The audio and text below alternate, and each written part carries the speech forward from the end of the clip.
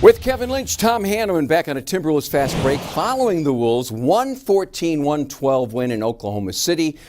Just their third road win of the year, but certainly the biggest win of the year in so many ways. Andrew Wiggins, that's kind of the big story. He finished with 30 points in this ball game, Tom, and half of those in the first quarter when he got things rolling. I was really impressed with Wiggins getting to the basket, and the new term is kind of going downhill. Wiggins was going downhill early in this ball game. Then he made a couple outside jump shots and made the key shot down the stretch really to ice the game here for Minnesota.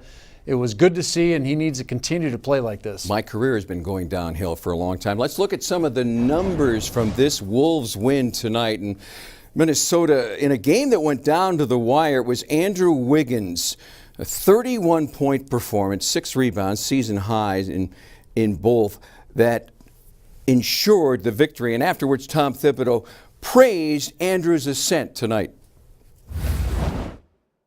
Well, he's been playing well for a while in terms of getting downhill, and so I think he had it a lot of things going. You can see he's really in a pretty good rhythm right now, and he's attacking. He's not hesitating when he's open to let it go, and when he's playing like that, he's very hard to guard. 30 points for Andrew. Wednesday night, the night after Christmas, it's on to Chicago with the Wolves go after a season series sweep with the Bulls. Back home Friday, Atlanta comes to Target Center. Then a return to the road for the next 3, starting next Sunday in Miami.